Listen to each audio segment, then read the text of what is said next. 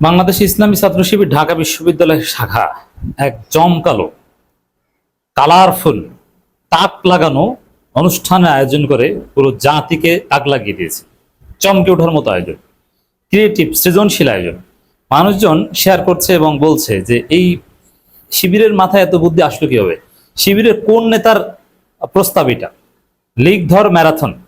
এবং কত সুন্দর আয়োজন, শিবির এর জন্য আলাদা টি শার্ট বানিয়েছে লিগ ধর ম্যারাথন লিখে, তাও আবার কালারফুল।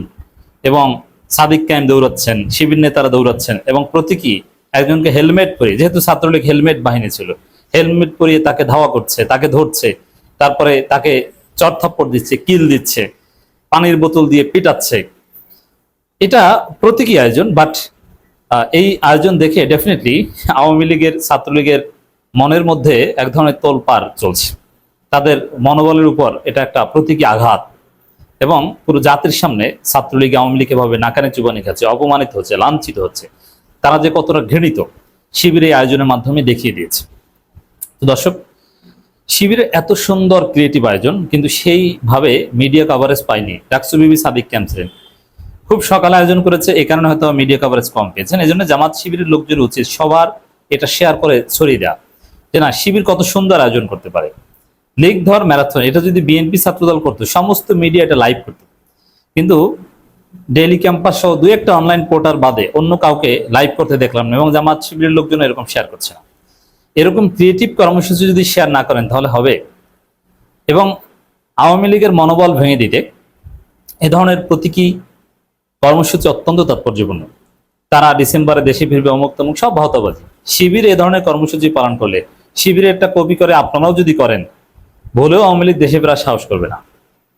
কারণ ওরা এগুলো দেখেই ভয় পাবে যে এরকম তো আমাদেরকে ধরবে। ওরা যে এই জুলাই প্রজন্ম বসে আছে, কিভাবে শিবিরকে ধরবে।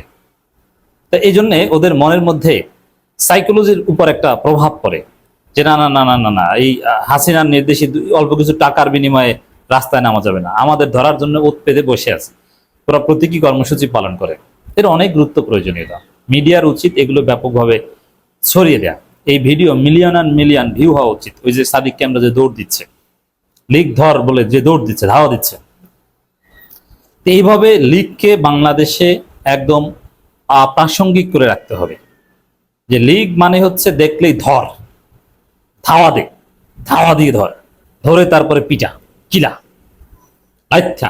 এবং শিবিরের স্লোগান দেখেন কত সুন্দর, একটা একটা লিগ ধর। ঢাকা বিশ্ববিদ্যালয়ের মাটিতে একটা একটা লিগ ধর, ধৈর্য ধৈর্য জেলে ভর, এই স্লোগানে প্রকম্পিত। ছাত্রদল কিংবা ছাত্রলীগের মতো জঙ্গিবাদী স্লোগান শিবির দেয় না। ছাত্রদল 2 দিন আগেও স্লোগান দিল, একটা একটা শিবির ধর, ধৈর্য ধৈর্য জবাইকার। এবং এটা বামপন্থীরা দিত, সর্বদলীয় ছাত্র সংগ্রাম পরিষদ দিত, ছাত্রলীগ তো দিতই, একটা একটা শিবির ধৈর্য ধৈর্য জবাইকার। আপনি চিন্তা করেন কতটা উগ্রবাদী এবং জঙ্গিবাদী স্লোগান। কিন্তু শিবির কখনো এই ধরনের স্লোগান দেয় না। শিবির দেয় একটা একটা লিগ ধর, ধৈর্য ধৈর্য জবাইকার, গণতান্ত্রিক, ধৈর্য ধৈর্য জেলেবার, গণতান্ত্রিক স্লোগান।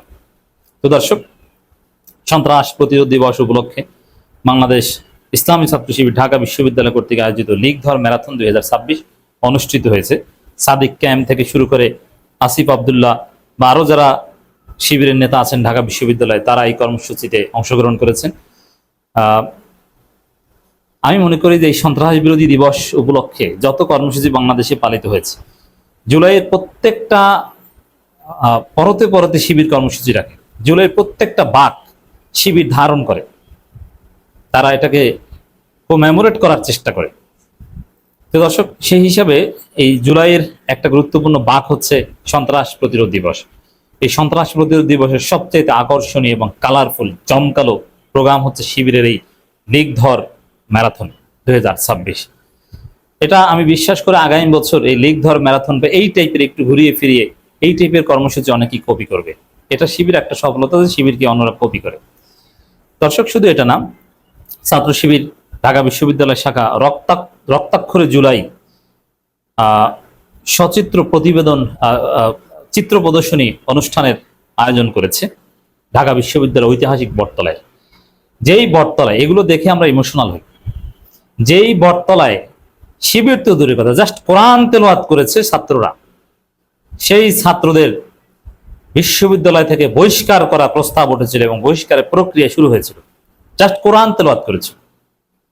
ইসলামের নাম যে বটতলায় নেওয়া যেত না, যে বটতলা, বট গাছ একটা গাছ, একটা জড় পদার্থ, হয়তো প্রাণ আছে কিন্তু অন্য প্রাণীর মতো তো না, সেটাকে এই কথিত প্রগতিশীলরা, সেকুলাররা মনে করে তাদের একটা প্রতীক। এই বট গাছের সামনে বসে কোরআন তেলাওয়াত করা যাবে না, ইসলামের কোনো চর্চা করা যাবে না, ইসলামপন্থীদের কোনো পদচারণা এই বট গাছের আশেপাশে হবে না। এটা তাদের একটা অনুভূতি। তাতে নাকি বট গাছও কষ্ট পায়, বট গাছও কান্না করে, হে বট বৃক্ষ বলে তারা আক্ষেপ করে। সেই বটতলায় শিবির এখন প্রোগ্রাম করে এবং ঢাকাবাসী সেটা দেখতে আসে। আমি অনুরোধ করব, শিবির অসাধারণ আয়োজন করেছে, আমি বিস্তারিত খোঁজ নিয়েছি। জুলাইয়ের বিভিন্ন ঘটনা প্রবাহ আপনার শিশুকে, তরুণকে যদি জানাতে চান, শুধু জুলাইয়ের ঘটনা প্রবাহ না, হাসিনার ফেসিবাদের বিভিন্ন রেলিক এবং হাসিনার ফেসিবাদের বিভিন্ন অপকর্মের সচিত্র প্রেজেন্টেশন এখানে আছে। কিভাবে হাসিনা গুম করেছিল, খুন করেছিল, কাদেরকে কাদেরকে হত্যা করেছিল, আরো নানান ফেসিবাদের বর্ণনা শিবিরের এই আয়োজনের মধ্যে আছে। তো এটা দূর দূরান্ত থেকে, ঢাকা থেকে যাদের সম্ভব শিশুদের নিয়ে বেশি বেশি যাওয়া উচিত। ডাকসু বিবি সাদিককে আমি আহ্বান জানিয়েছি, শিশুরা এগুলো দেখবে। এই প্রজন্মকে জানানো উচিত আওয়ামী লীগের প্রতি ঘৃণা নিয়ে আমাদের নতুন প্রজন্ম গড়ে উঠবে। এই জন্য শিবির নানামুখী বহুমুখী উদ্যোগ নিচ্ছে, পদক্ষেপ নিচ্ছে। তো শিবিরের মতো এত সুন্দর ক্রিয়েটিভ আয়োজন ছাত্রদল বর্ণগত করতে পারো না। তো দর্শক, ঢাবিতে শিবিরের লিগধর ম্যারাথন অনুষ্ঠিত, 3 দিন ব্যাপী রক্তাক্ষরে জুলাই প্রদর্শনী উদ্বোধন হয়েছে এবং এই জুলাই প্রদর্শনীতে সবার যাওয়া উচিত এবং শিবিরকে সহযোগিতা করা উচিত।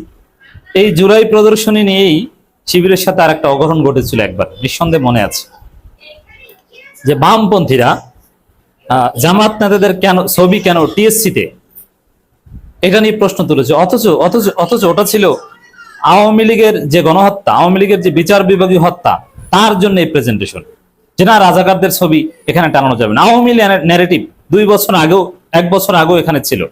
শিবিরের পায়ে পরে ঝামেলা বাঁধাতে চেয়েছিল কিন্তু পারেনি। শিবির স্মার্টলি সেটা ট্যাকেল দিয়েছে এবং শিবির শিক্ষার্থীদের সমর্থন নিয়ে ডাকসুতে জিতেছে।